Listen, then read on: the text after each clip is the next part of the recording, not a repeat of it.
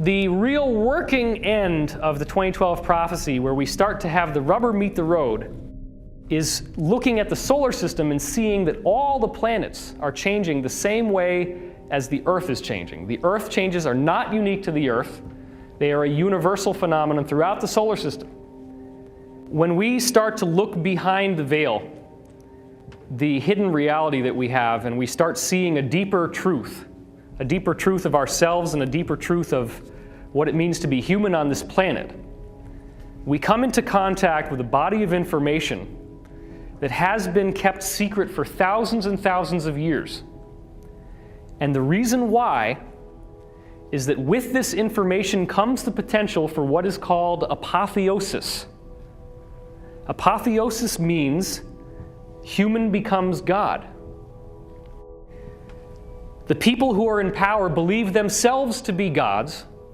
They have inherited an ancient tradition which encourages the practice of developing your own spiritual and intuitive faculty to a much, much greater level than most people ever do. And they have a variety of practices, very distinct practices, which are engineered to awaken your psychic center.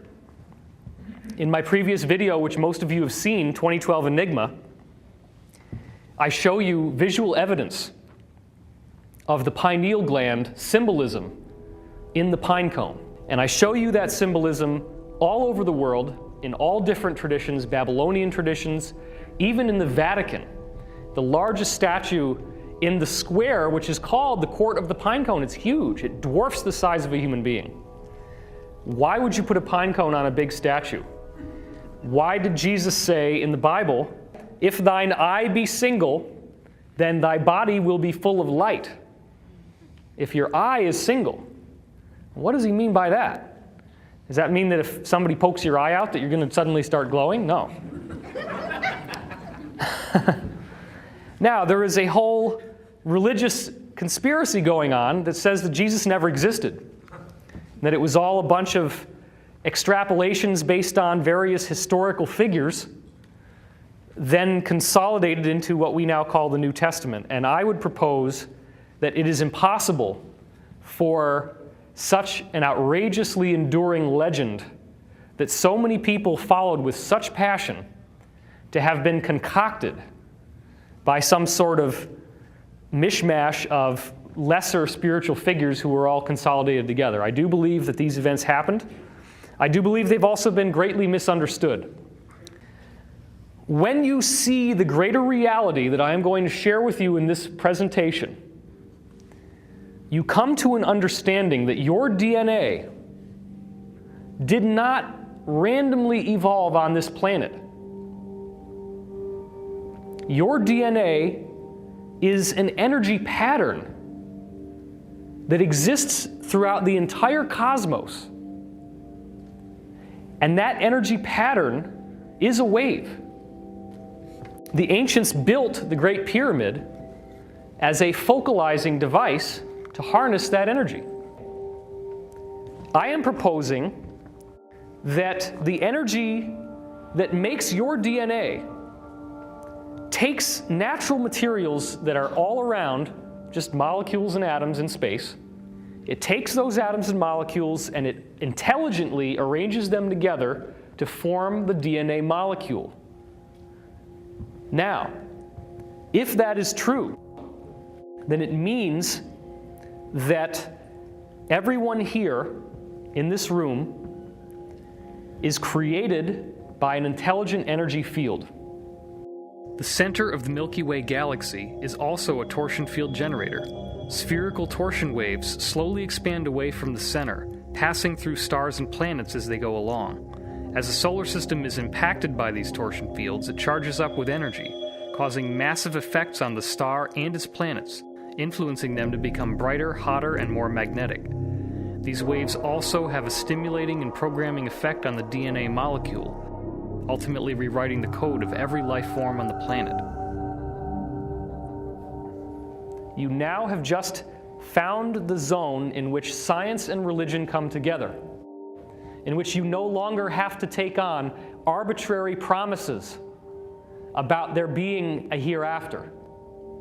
Now you have proof that who you are and what makes you who you are came from something that is not physical, something that is vastly more intelligent and complex than we had ever imagined, and something that has been known about for quite a long time.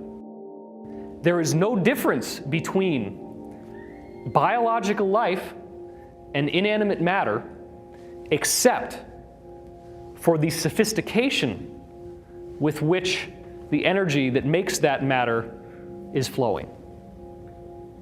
The rocks that make the pyramid are made of the same stuff that spirals in to make your DNA. It's just that the DNA is a much more intelligently spiraled version of that same energy, whereas the rock doesn't have as much structure. But the pyramid uses calcium carbonate, CaCO3. The basic matrix of limestone is quartz.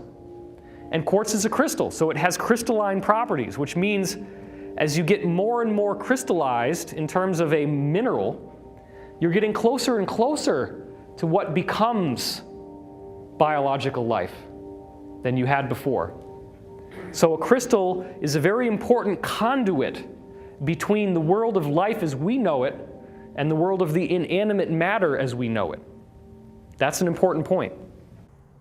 Because what you have in the Great Pyramid is a device that harnesses this energy by a very simple process. You are going to see evidence in this presentation that demonstrates conclusively that the energy itself that makes physical matter has a fluid-like quality. It behaves as if it were a fluid. And with that fluid-like quality comes all of the basic behaviors that you get with fluids in movement, which would include a funnel. It's a very simple concept. If you have water that's pouring into a funnel, where's the fastest speed in the funnel going to be? Right at the bottom, right? That's where it's spinning the fastest. And the funnel is obviously going to take all that water and it's going to create a current through the funnel. So if every single calcium carbonate crystal inside the Great Pyramid is taking in this fluid-like energy and it's flowing through, now again, the flow is not happening in 3 dimensions of space. It's happening in 3 other dimensions, which is the time field. Okay, that's where things start to get complicated. If you want to find your higher dimensions, you look in time. Einstein assumed time was 1-dimensional. It's not. Time is 3-dimensional. That means you can go forwards, backwards, and sideways in time. And that gives us a really wonderful benefit because that means we can see stuff that hasn't happened yet. We can see potential realities. One of the weirdest aspects of esoteric teaching is the concept that when you see a future event, you are seeing a probable future event. You are not seeing the future. There is a very important difference because anything that you think might be happening in the future doesn't need to happen if you don't want it to happen. There are all these movies coming out about 2012 and about extraterrestrial intelligence, and they're all saying doom and fear and disaster and cataclysm is going to come to the earth. If the universe is powerful enough to create the DNA molecule intelligently from a wave, if there is that much sophistication, as you're going to see here, that life itself is divinely inspired, then why in the world would that same divine force that has intelligently brought us into being spontaneously decide to just have the sun belch off a big fireball and kill the whole planet? It doesn't make any sense. It doesn't make any sense that if there are ETs out there, that they would just be standing by and waiting for the planet to blow up, and that they're not going to do anything. So here's the riddle. If our DNA is intelligently structured by a wave, what does that say about the human body? Is this the only planet that a human body would form? Or is the human body a design whose purpose is to express consciousness on a planet like the Earth. And if that were true, then what does that say about human beings that could be visiting us right now? I got news for you. I met Sergeant Clifford Stone in person. Sergeant Clifford Stone is a whistleblower who worked in significantly classified top-secret projects for our military and government. And his job, when he was called away from his normal duties in the military, was to visit sites where UFOs crashed. Now, 80% of the public believes that UFOs exist. It's no longer a myth, and it's no longer something that can be laughed at. It must be taken seriously, because anybody at this point who refuses to believe that UFOs exist is deluding themselves, because there is an overwhelming preponderance of evidence to suggest that they do. If even one photograph is not swamp gas, then we're not alone. Everything that you think you know about what ETs look like from movies is almost entirely a lie. There are no aliens. There are family members that look just like us. In fact, the farthest divergence you ever get from a human form is the typical gray physiology. The big head, the black eyes, the little nose, the little mouth, tapered jaw. Nothing like my face. I have no relationship to that face.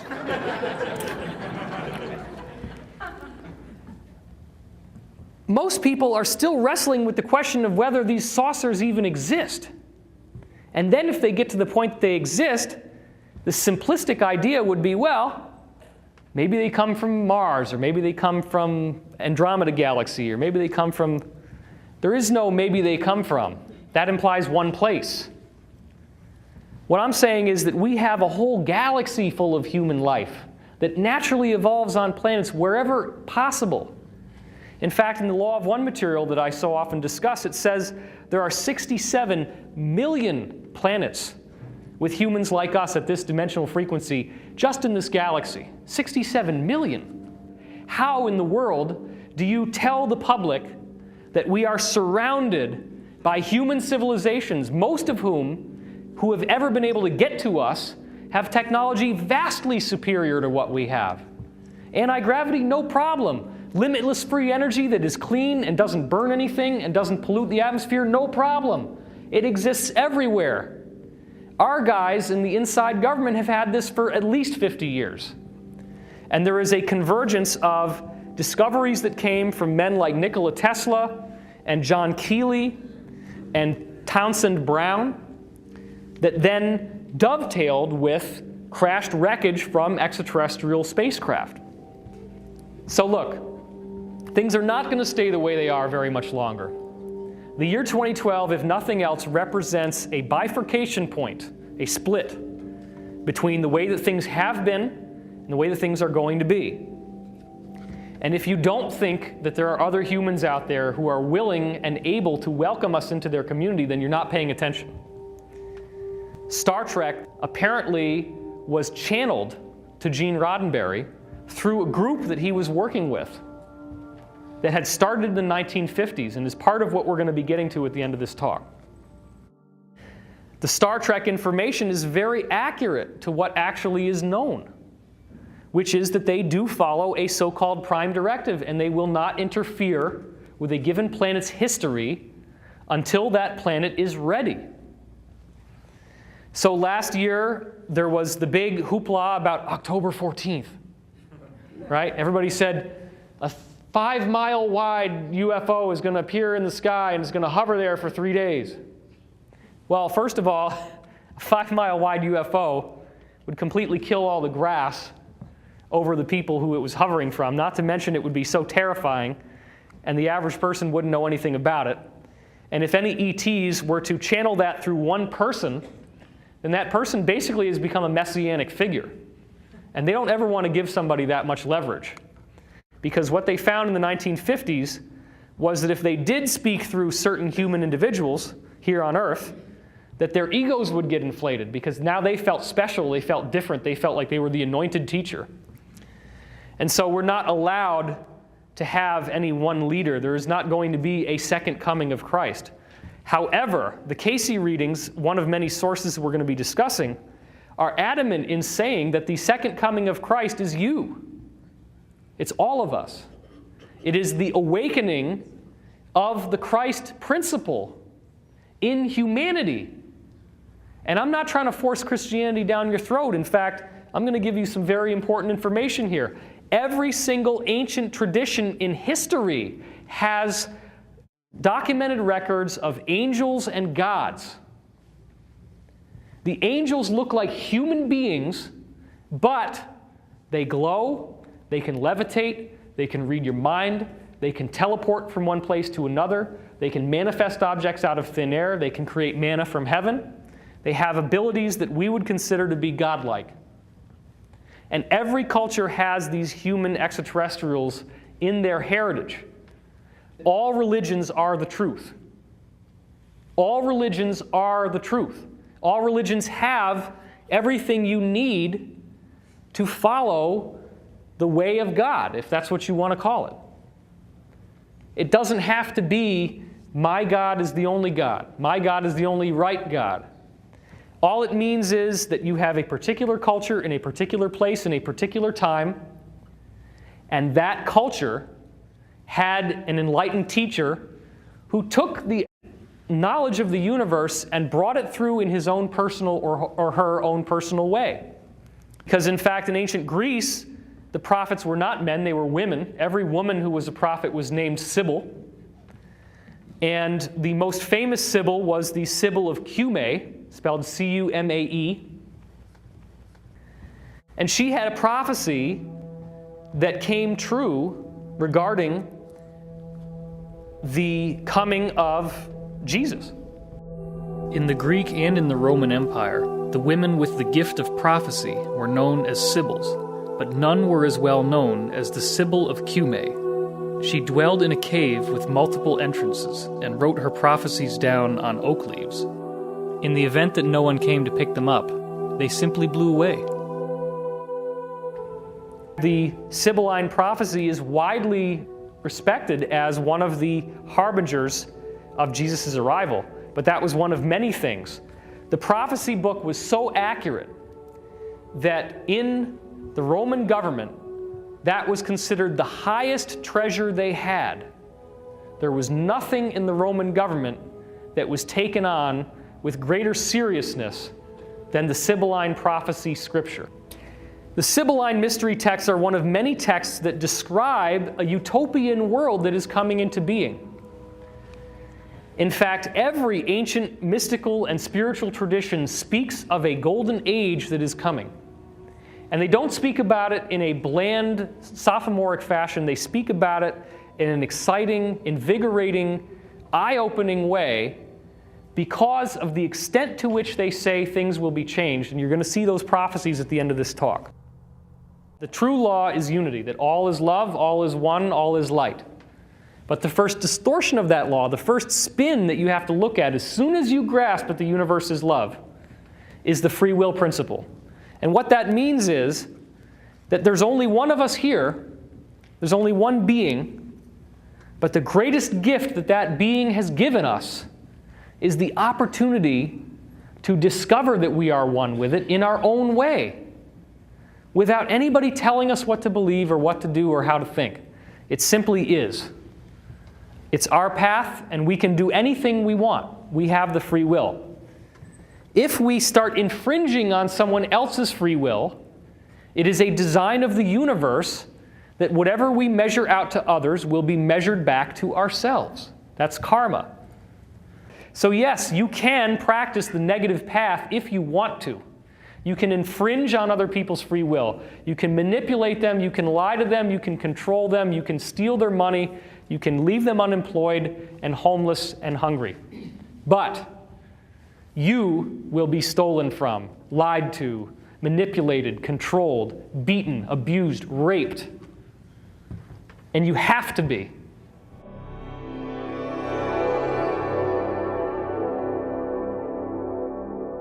The Mayan calendar is the primary vessel through which we have speculation that the year 2012 might be different than other years.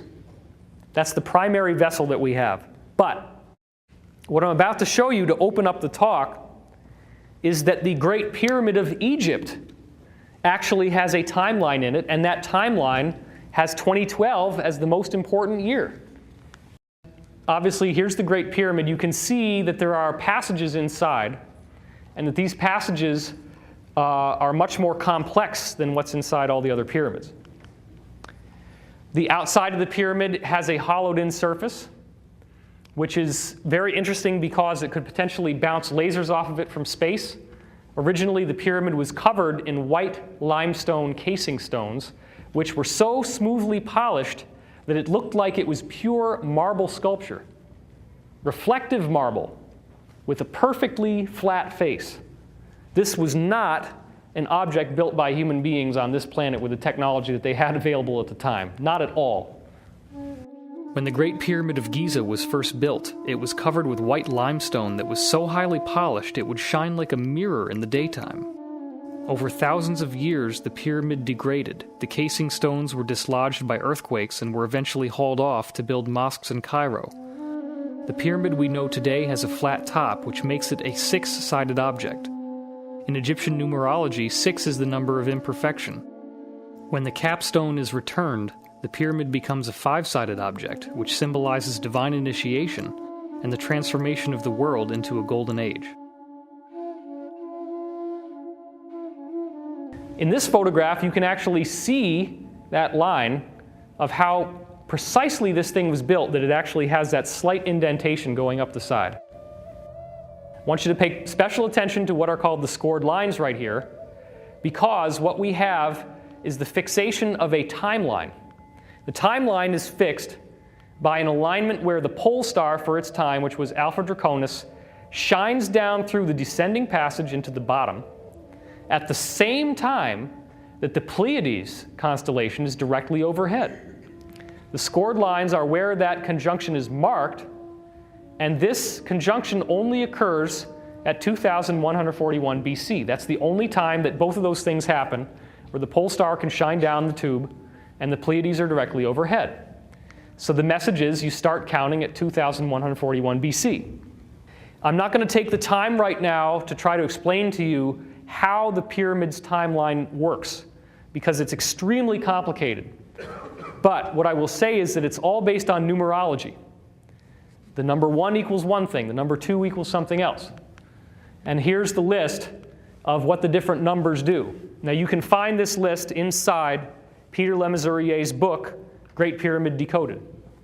What you'll see is that there's enough information in the different numerals and what they mean that it is possible to encode very complex messages that basically can say anything you need them to say, just using mathematical measurements. Measurements that are very simple, measurements that can be repeatable. In the Great Pyramid texts, there are actual texts associated with the Great Pyramid. They give you all these numerical meanings. So they give you the code. You actually have the legend that tells you how to read the map. Here they're doing a variety of tests of the numbers because you want to multiply numbers together, subtract numbers from each other, etc. And if one number means one thing and another number means something else, and then you subtract, the act of subtraction means you're taking something away. So that the subtraction becomes part of the message. Addition means you're adding to, subtraction means you're taking away from, multiplication means you are multiplying the effect of. So mathematics becomes a language. This is a full diagram of the various passages in the Great Pyramid.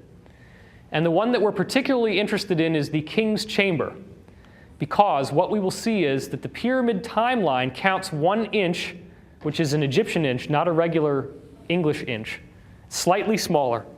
1 inch equals 1 year. Now, the guy who wrote the book, Peter Lemaisurrier, continues to use that system right up until the so-called Great Step. And he believes that the timeline should be changed when you get to this area of the timeline because, he says, at that point, it just doesn't make any sense that events would be happening so fast in time. that so many things would happen that are so profound and amazing in such a short period of time? Why not? Why not? What kind of arbitrary decision has been made to strip the timeline of the possibility that things could happen so fast? This is important because the descending passage is the one we look at first. And you can see the dates of the timeline here, AD 1440, 1521. And Le Mesurier ties in these dates to some very interesting historical stuff. Obviously, summer of AD 1914 is the exact time that we went into World War I, that war to end all wars. At that exact moment, the passageway no longer has a smooth, flat floor. It goes into this area in which the entire floor is what the people that studied the pyramid called unfinished. Because it quite literally is this bumpy, convoluted floor that you can't really walk on without worrying about spraining your ankle. It's not flat anymore. It's all bumpy and weird and distorted. The time that starts is 1914. And so what you have is you're looking at a prophecy that was put in stone, possibly over 10,000 years ago, if you believe scholars like Graham Hancock and Robert Bauval, who talk about the fact that the Sphinx is weathered with water that couldn't have been done unless it had been there for much longer than we take it credit for. The Great Pyramid, conventional dating is based on these quarry marks that they found in the relieving chambers above the king's chamber. But those quarry marks were painted incorrectly. And they were painted incorrectly using all the mistakes that were in the book that the guy who discovered them had. Isn't that convenient? So, AD 2004 is when the bottom drops out of the world. That also is around the time of Hurricane Katrina. It's around the time that a lot more people started to suddenly wake up. 9/11, I think, is also included in this. I think 9/11 is the immediate precursor to what this pit is. And the pit also just represents the widespread understanding that there is great harm being done in the government and in the world. The Great Pyramid talks about 3 different paths that people take depending on where they're going. And this is worth looking at. The bottom path here, the subterranean passage, is materialism, the physical path of spiritual death for the masses of humanity. 2004, again, this book is from the 70s, shows that that's when we hit bottom. It's the ending of what happens in the beginning at 1914, which is the beginning of World War I, in which mechanized warfare allowed for much, much larger death than had ever been possible before. I mean, war was pretty crazy if you think about it before World War I, right? You got a bunch of guys standing there with guns, standing right in front of each other, bang, bang, bang, bang, bang, and everybody's just falling down dead everywhere, right? But once you have an airplane, you can just cowardly go along, drop a big old bomb on somebody, and blow the hell out of them. So what started in World War I came to a conclusion of how bad it can get with the Iraq War in 2004, and this regime that seized power over the most powerful country in the world. The people who built the pyramid, ostensibly 10,000 years ago, knew that George Bush was going to be coming into power. They might not have known who he was. It's funny, right? But it's true. They knew that the overall timeline specified that that's when things were going to hit their worst point. And I also receive intuitive information. I'm one of those people who can channel. Take that for what you will, but it's very interesting that I received prophecies about the Bush administration coming into power before they did, telling me that in the 2000 election debacle between Bush and Gore, that Gore did not have a chance. The exact passage was, the vice president considers this his own authorship, meaning he considers that he can author how this election is going to turn out, calling for vote recounts in Florida and so forth. It's very convenient when your brother happens to be the governor of Florida. Wonder how those recounts are going to go. The vice president considers this his own authorship while not realizing that he is completely naked. He's got no chance of winning the election. The interim period decides the next victor. The interim period is that time between when the election ended and when the Supreme Court elected George, or selected George W. Bush, right? So this is when things really hit the bottom, because that's when he stole an election the second time. But you have a middle path here. If you go up the timeline, you have the physical rebirth for semi-enlightened people, the karmic evolution towards spiritual initiation. So this is the secondary path. The biggest path, the top path, when you go up to the king's chamber, you are now in the path of ascension. You're in the path of the messianic initiative in which you become the fulfillment of the Christ promise and you achieve spiritual escape from materiality, from being human and physical. Now, one of the interesting things the pyramid did is it put these stones in the way, and there are actually other stones that were in this part that were taken out that were made out of limestone, but these are granite, and they're much more solid. And there was a hidden lintel there, which meant that you couldn't even see that these were there. It just looked like the passage only went down. And it wasn't until that lintel fell off while they were setting off explosives in the pyramid to blow the hole into this, that they heard something fall, and that's when they realized there was something else. And they bored a hole through and found this. Because actually this entrance is not in the center of the pyramid. It's 286.1 inches off from the center, and that has a symbolism of the reincarnation of the spiritual messianic role. This whole pyramid is basically designed to tell you that this messianic figure is coming back, which is us. We're all the messianic figure. So the granite plug shows us that we cannot go up this path. Everybody on earth is going to have to go through the path of the dead. And that's why the pyramid is a tomb, because it symbolizes that we are going through that death. So you have to go into the subterranean chamber. You have to hit the pit, or at least see that it's there and not fall into it. Before you turn around, this is in your own personal life, the metaphor is, and you have to start crawling back up the subterranean passage, and you get to this point where you can bore a hole through the wall, and then you have this very interesting passageway that's called the forced passage. And what that represents is that you literally have to bore your way through to get up to this point where you can either go into the queen's chamber, which is the path of organized religion, or the king's chamber, which is the path of true spiritual mastery. So this represents how you dig yourself out of trouble. The well shaft or grotto is the stopover point where you actually get to relax a little bit. And many of us have had to go through that.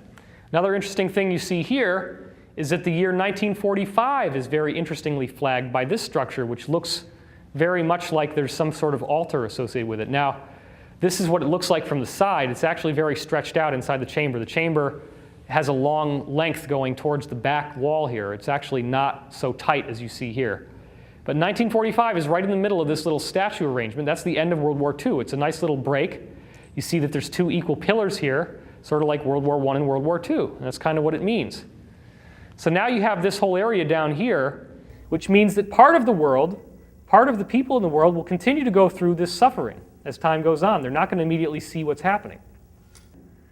Once you start going towards the Queen's chamber, you have to climb your way through. This is the entrance to the Queen's chamber right here.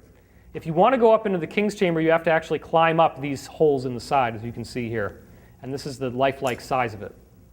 Now this is the Grand Gallery, as it's called. You're climbing up, and then this is the great step up here. And here's a diagram of them life-size going up. And the point that we're concerned with is right here. This represents, there's three little spots, as you can see from the side here, the grooves. But only one of them actually holds a piece of stone in it. And the stone has a symbol on it. And this symbol is the only symbol in the entire Great Pyramid that's like a little plaque that actually shows you something that means something. Okay? That's the only one. Other than this, which looks suspiciously similar to a pregnant woman's stomach. And that is not an accident. That's what it's meant to look like. It's meant to look like the earth giving birth. This is symbolic of the rainbow or the new sunrise. Guess what year in the timeline this is? 2012. The most important date encoded in symbol in the Great Pyramid, if you count 1 inch equals 1 year, is 2012. And it is encoded in this symbol, which represents the dawning of a new age, the sunrise, the rainbow, the fulfillment of the promise, because the rainbow is the bursting forth of color and light and love and majesty to the world that it had not been in before.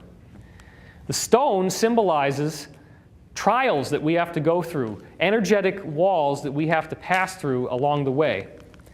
Now what I want to point out here here's where he actually talks about this and says, if you don't change the dating from 1 inch per year, the first Messianic Advent, where you just saw the symbol, is 2012. The second is the year 2030. The third is 2057, and the fourth is 2084. Now, what's 84 minus 12? 72. What does 72 mean? Who knows the answer? Bueller?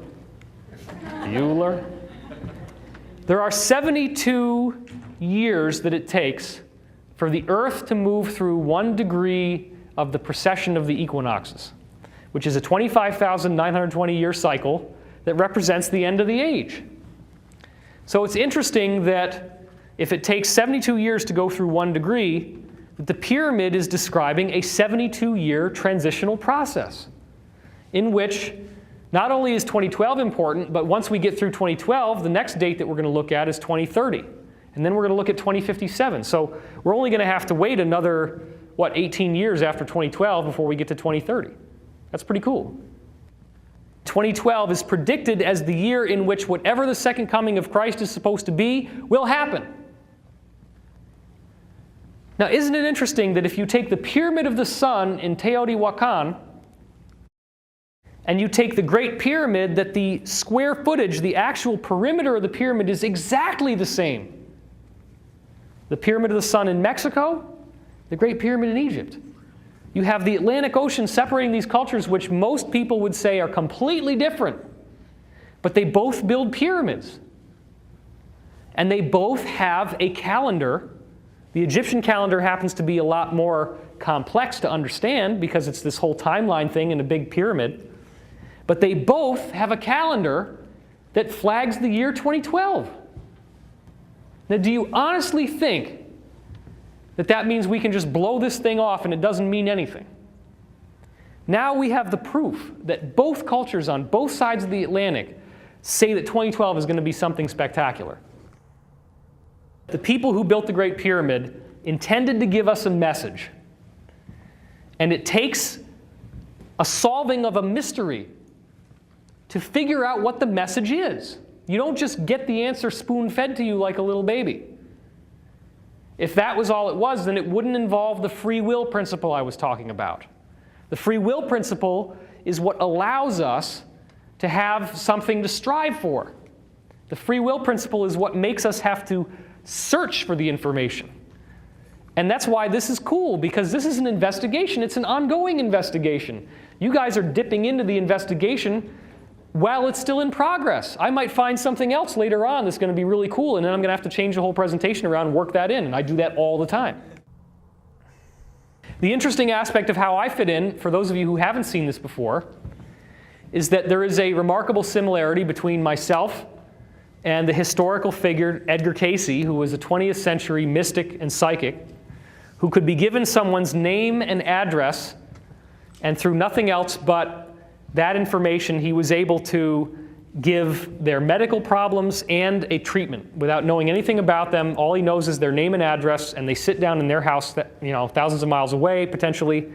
He sits down, he goes into a trance, he starts speaking, he doesn't remember anything that he says, and when he wakes up, the guy who wrote it down says, "Oh my gosh, this is amazing because, we found out that this person has leukemia, and you said they have leukemia in your reading," and this was done over 14,000 times. So what you see here is a comparison between Cayce's astrology on the inside and my astrology on the outside. And what you see here is Sun over Sun, Venus over Venus, Mars over Mars, Moon over Moon. There's all these correlations between the planets.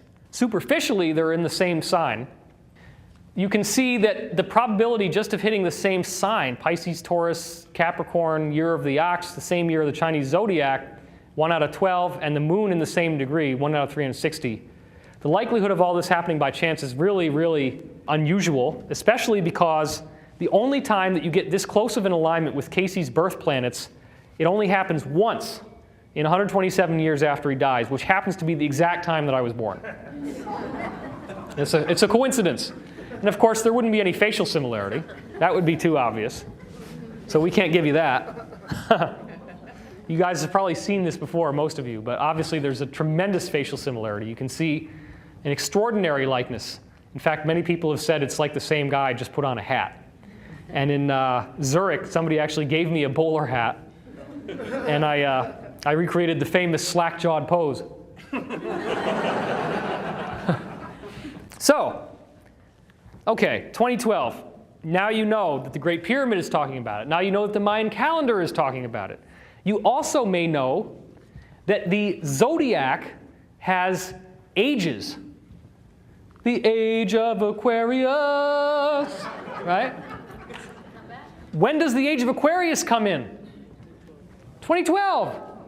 And that's been calculated based on constellations in the sky by mainstream astronomers. So now you have a third correlation. Ages of the zodiac, the Great Pyramid timeline, and the end of the Mayan calendar all say the age of Aquarius, the shift of the ages, 2012, buckle your seatbelt. Something's going to happen. Something very cool and wonderful is going to happen. If you're scared, it's because you haven't solved the mystery. You don't even know that it's a mystery. The fear is what gets you looking for something that will make you not scared. Is this another ordinary time in history? Is there any scientific credibility to the idea that this is not just another year, but that there's something going on? Well, first of all, we're learning more and more about the idea that we are not alone in the universe. The most recent disclosures from mainstream media, this is February of this year, said that there could be 100 billion Earth-like planets in our galaxy alone. Scientists are changing their tune. They're not talking the way they used to talk anymore. Remember in the old days where they're like, and I say old days, I mean only, 5 years ago? Well, we don't know if any other star has a planet around it. Maybe they got big gas giants like Jupiter, but we don't really know. Well, now we've had so many advances in looking at the planets with telescopes and such that we know that there are planets everywhere, that most stars do have planets. And now they're calculating that there could be 100 billion planets like the Earth. So that becomes a lot easier to conceptualize the idea that there's extraterrestrial life. The galaxy may be full of Earths and alien life, this is CNN.com. Here's another 100 billion Earth-like planets in the galaxy alone. Here's another recent discovery that's very interesting. All blue-eyed people can be traced back to one ancestor who lived 10,000 years ago near the Black Sea. Guess what, guys? The white skin, the white people, if you will, are the most recent extraterrestrial DNA to come to the planet. Not the only, because hardly anybody on this planet is indigenous human, according to the traditions that we've encountered. But the most recent ET influx is white-skinned people. Everybody with blue eyes can be traced back to one single ancestor. Now, the Casey reading said that Edgar in his past life in Atlantis was known as Ra-Ta, that he was the guy who helped design and build the Great Pyramid with the cooperation of an extraterrestrial group called Ra, and that the reason why he was able to do all these magical things like channeling and being able to find out where to build the pyramid and being able to hear the words was that he was a hybrid. His mother was impregnated by a human extraterrestrial that had white skin. They'd never seen white-skinned people on Earth before. So, Edgar Casey's past life as Ra-Ta, it says in the readings, is very controversial, was the first white man on Earth.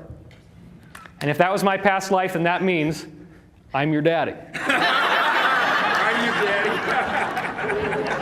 Thank you very much.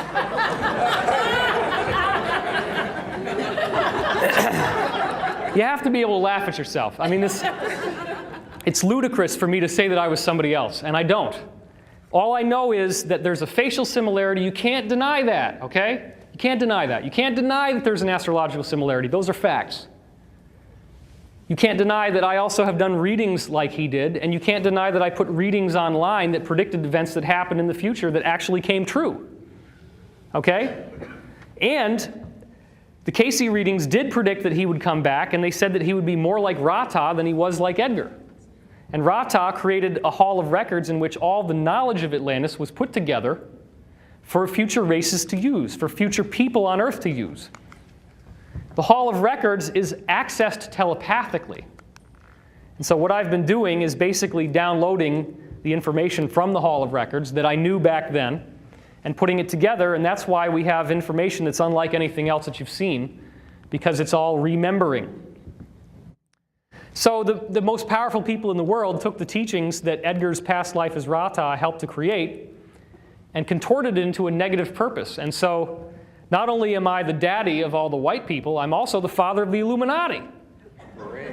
Yeah, that's really nice. Thanks for that, karma.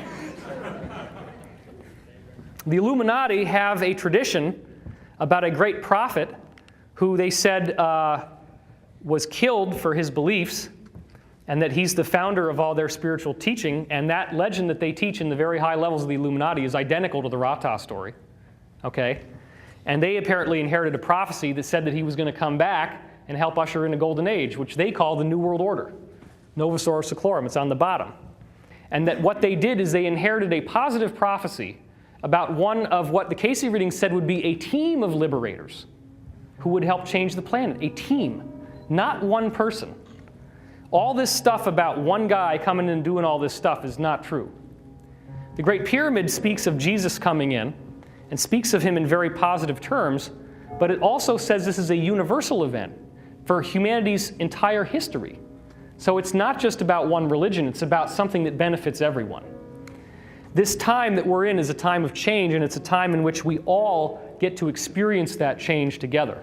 We're all in this together, and each one of you are one of those liberators. If you're watching this video on the internet, or if you're in this room with me right now actually seeing this live, you are one of those people who has been charged with a responsibility to share what you know with the people. And yes, just like has happened to me, somebody is going to call you the Antichrist.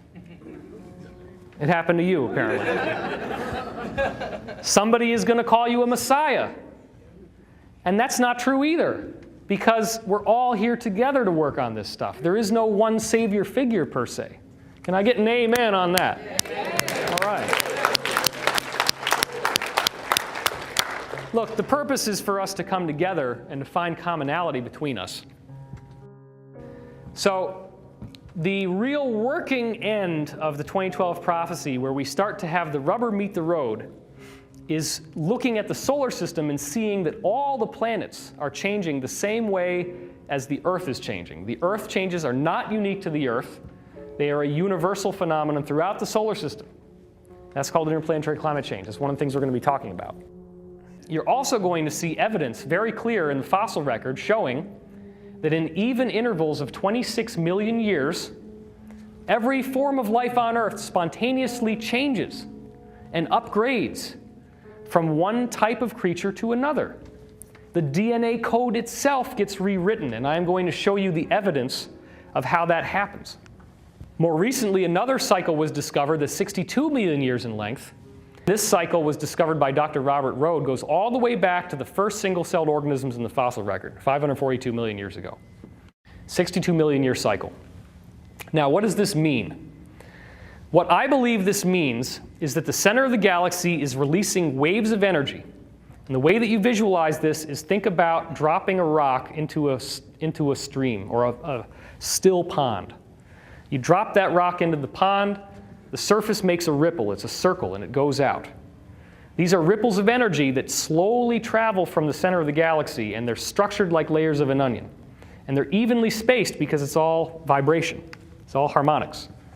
So as these evenly spaced walls shoot through the solar system, they reprogram the DNA on Earth.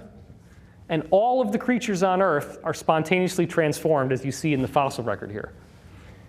There's no evidence in many of these cases of cataclysms. There's just suddenly one species and then another one. And there's no transition. You have shellfish, like a clam, and then the skeleton's on the outside and the body's on the inside, and then what happened? That flesh is on the outside, skeleton's on the inside. There's no halfway creature where the flesh is halfway in and halfway out. You go from shellfish to bony fish, bang, just like that. It was spontaneously changed.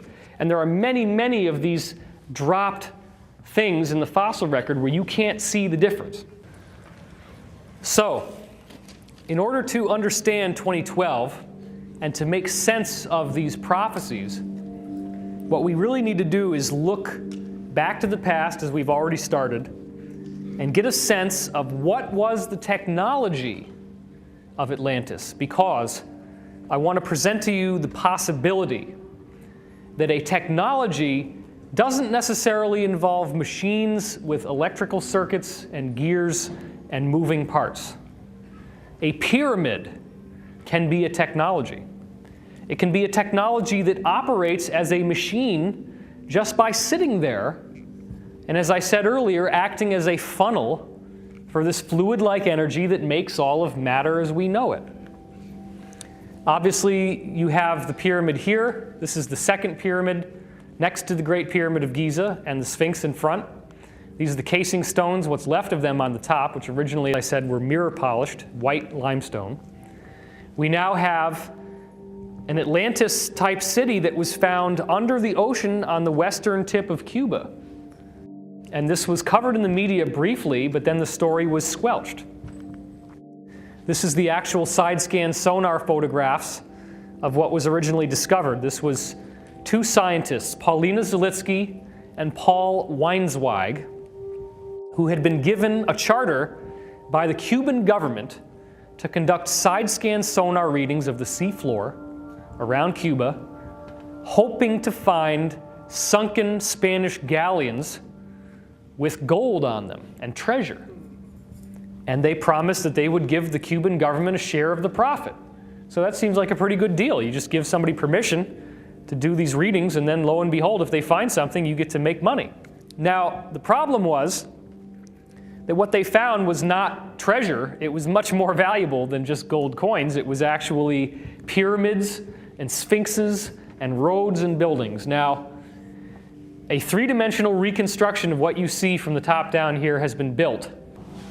So what you see here is the ruined platforms of giant buildings that are now a half a mile under the ocean. And we know, based on geology, that these structures could not have been above sea level any time earlier than 10,000 years ago.